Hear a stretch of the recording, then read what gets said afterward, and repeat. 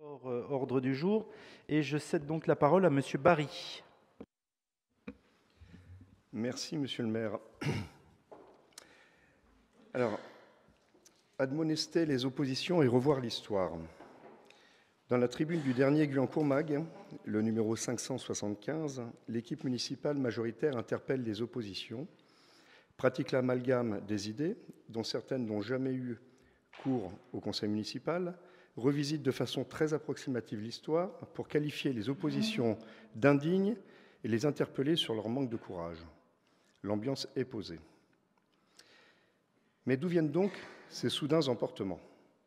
D'un projet de mosquée présenté début mai lors d'une réunion de riverains pour lesquels l'EAPG, à l'écoute des Guyancourtois, demande la mise en place d'une large concertation approfondie. Où voyez-vous une absence de dignité et de remise en question du projet, sauf à être de mauvaise foi évidente?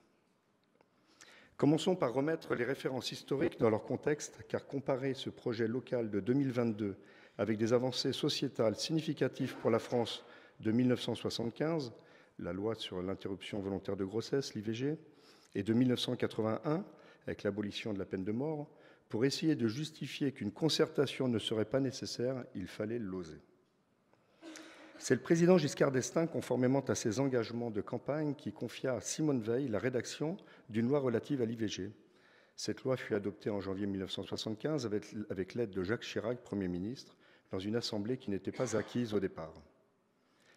Profitons-en pour rappeler que c'est au cours de cette législature que seront adoptés le divorce par consentement mutuel et la pilule remboursée par la sécurité sociale. Quant à la deuxième référence concernant la peine de mort, abolie le 9 octobre 1981, conformément à une promesse de campagne du président Mitterrand récemment élu, nous rappellerons que cette loi fut votée par 369 voix contre 113, avec 37 voix de députés de l'opposition se mêlant à ce vote, dont celle de Jacques Chirac. Ajoutons qu'en 2007, la révision constitutionnelle souhaitée par Jacques Chirac, cette fois président de la République, aboutit à l'adoption de l'article 66-1, j'ouvre les guillemets, « Nul ne peut être condamné à la peine de mort », fermez les guillemets. Personne n'a donc le monopole du progressisme, et dans tous ces cas, le Parlement, élu par les Français, fut largement consulté. Faisons donc le même parallèle que l'équipe majoritaire dans sa tribune pour dire que les deux lois en référence étaient, elles, inscrites dans les programmes des candidats à l'élection présidentielle. En revanche, les projets de mosquées et de centres culturels ne le sont pas dans ceux de Guyancourt pour tous ou Décidons ensemble pour Guyancourt. Les faits historiques étant précisés, affirmons une nouvelle fois la position de l'EAPG. Nous revendiquons en effet la nécessité d'une plus large consultation souhaitée aussi par les Guyancourtois. Non, nous n'avons jamais dit ou écrit qu'il fallait soumettre le projet aux voix via un référendum. Oui, nous souhaitons une plus grande transparence sur ce projet. Il nous semble ainsi qu'il se déroulera de façon apaisée. Je vous invite à relire notre déclaration du 31 mai dernier. Ces précisions apportées, revenons à ce projet de mosquée tel qu'il est décrit dans un article spécifique du Guyancourt Mag et constatons que finalement, les décisions semblent prises et que les parties prenantes sont bien identifiées. Jugez plutôt des termes de l'article. Le site est retenu, le terrain sera fourni via un bail amphithéotique pour permettre une garantie des exigences qualitatives des constructions.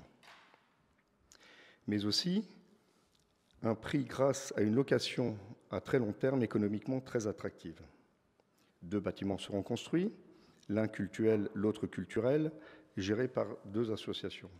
La réunion du 10 mai dernier n'était là que pour permettre d'exposer les exigences de la municipalité concernant les constructions. Donc, elle n'était pas là pour écouter les doléances ou les interrogations des Guyancourtois présents. Et le projet est étroitement suivi par les services de la préfecture. À la réflexion, cet article n'est-il pas la conséquence de notre déclaration lors du dernier conseil et des tribunes des 2 minorités? Nous avons donc gagné un peu en transparence. Encore un effort et la concertation sur ce projet se mettra peut-être en place. Pour conclure, nous rappelons ici avec fermeté, encore une fois, que nous comprenons parfaitement le souhait de la communauté musulmane de disposer d'un bâtiment de culte en adéquation avec ses besoins. Que le groupe majoritaire tente de le nier dans sa tribune est une tentative de manipulation grossière. Nos déclarations sur ce sujet en attestent sans ambiguïté.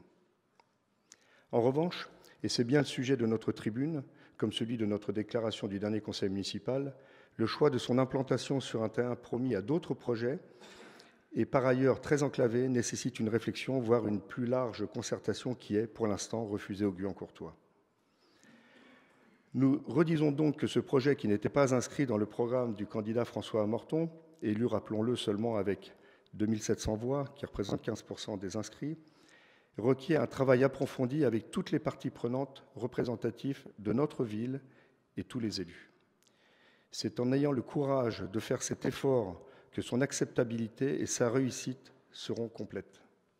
Pour conclure, nous posons ici la question, finalement, qui manque de courage dans cette affaire? Je vous remercie. Merci, Monsieur Barry.